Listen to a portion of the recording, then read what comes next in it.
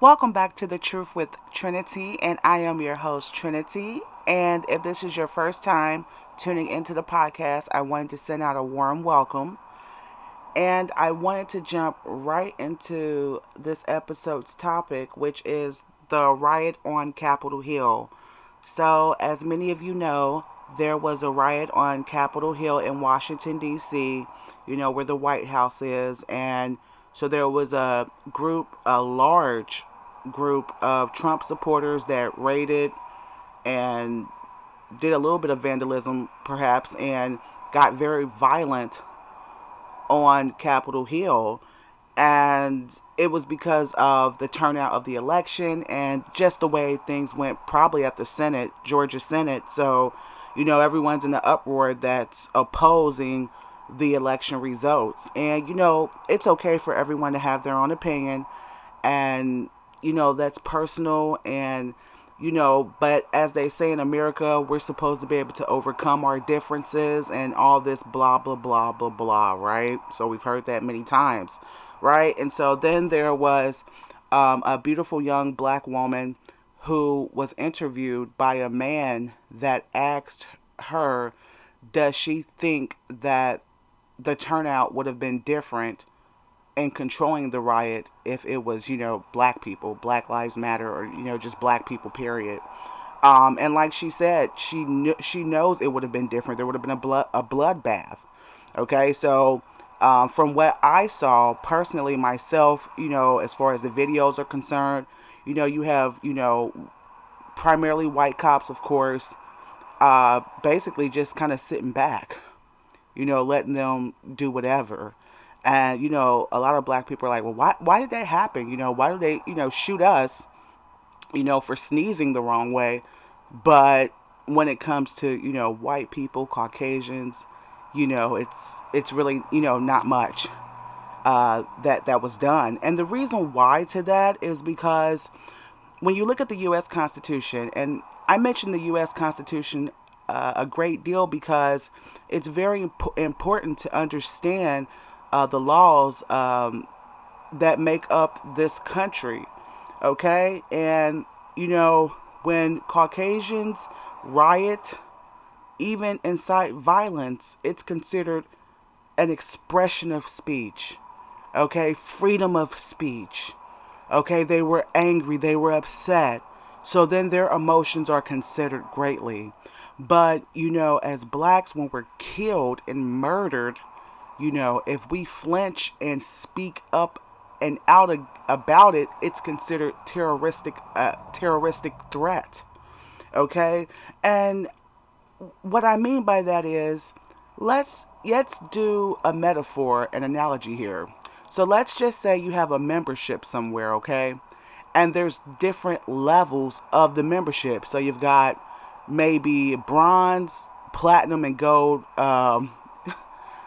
status. Okay, so there's like a fine asterisk print with the bronze, which would, you know, perhaps be the lowest level of membership, which we're gonna say that blacks have in this country. Okay, and I don't even know if it would even be bronze. It might be even be lower than that, in this country, but. And let's just say Caucasians have the gold status membership, okay?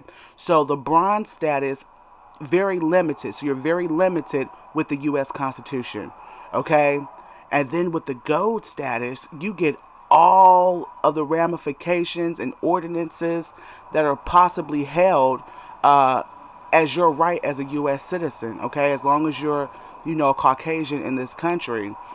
So, you know, like I said, when we, make any type of deal about anything that can be very, very important, it's really irrelevant and it's not considered important.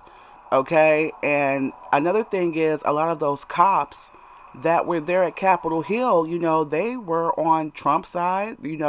They're on white nationalist side. So, and then they consider white lives precious.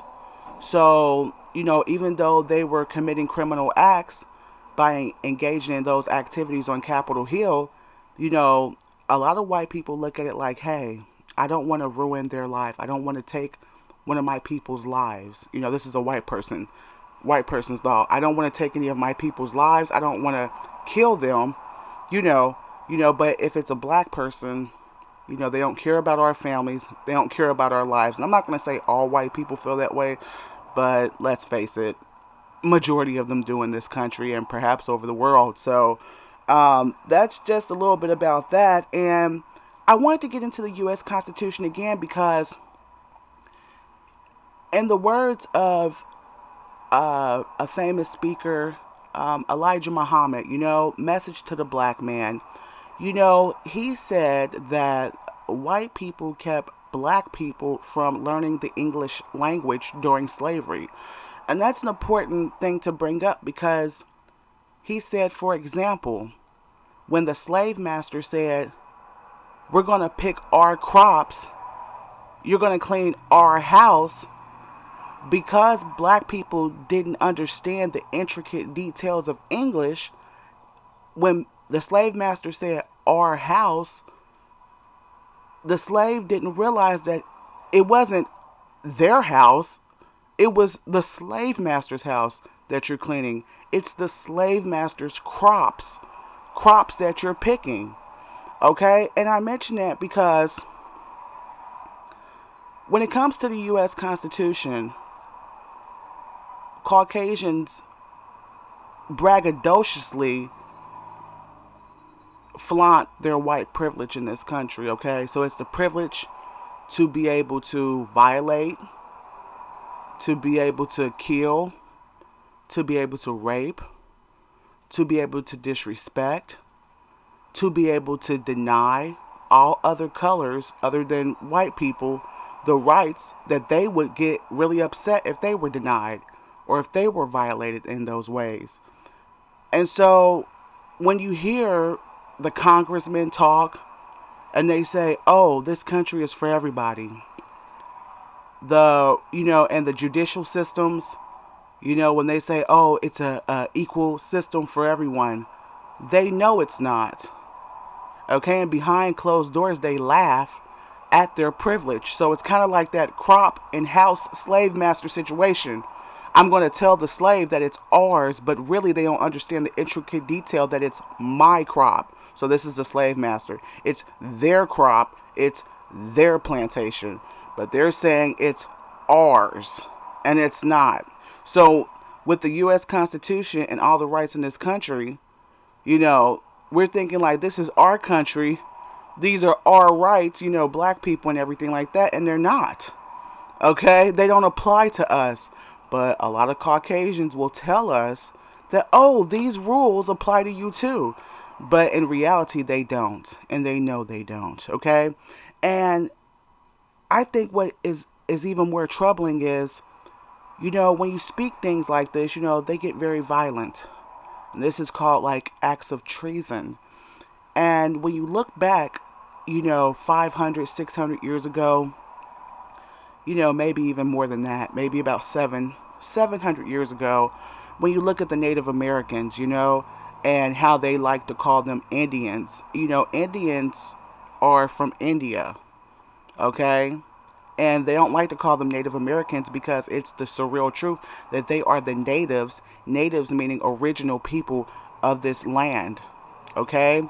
And it troubles me that they can take such leadership and dominance over this country that is not really theirs. And, I can just imagine the Native Americans, how they were silenced every time they tried to tell Caucasians, this is not your country, and how they were slaughtered, and how they continue on with that, in this country. And, when you really think about all the wars that go on in this country, it really has to do with Caucasians trying to assert their right to maintain a land that everyone knows is not theirs. And I hate to say this, but they go into other people's lands and they go with that same ideology. We have to go over and take over your land that's not theirs. So they go all across the world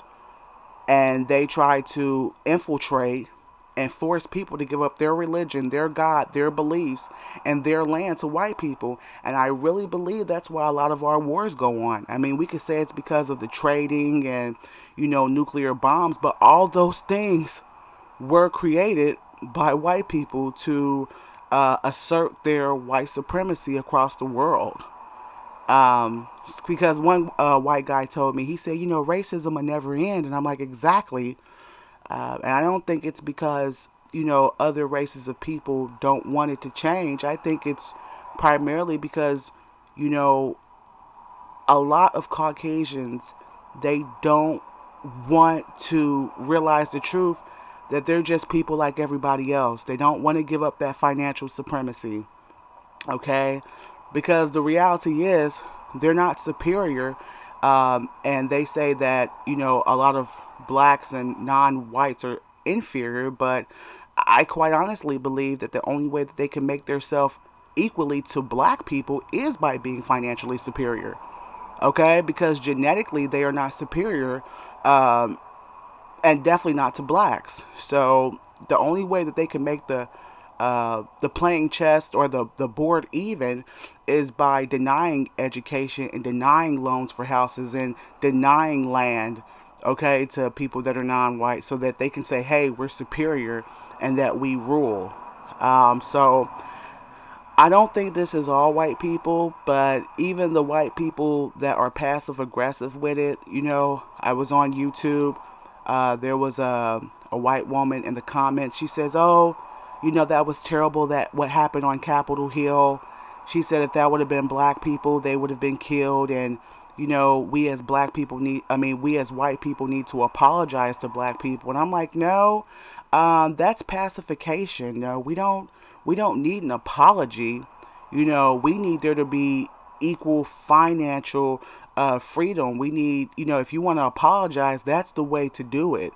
And that's when you know that it's not going to go anywhere. So those are just fake apologies, basically. So even with, you know, white people that claim that they sympathize with black people, um, quite honestly, their very existence in the superiority complex is off the downfall of blacks. So as long as we, as black people as a whole, continue to not have unity, continue to find leisure and play and drugs and sex over our education, as long as we continue to kill each other, they're going to continue to thrive off of our ignorance.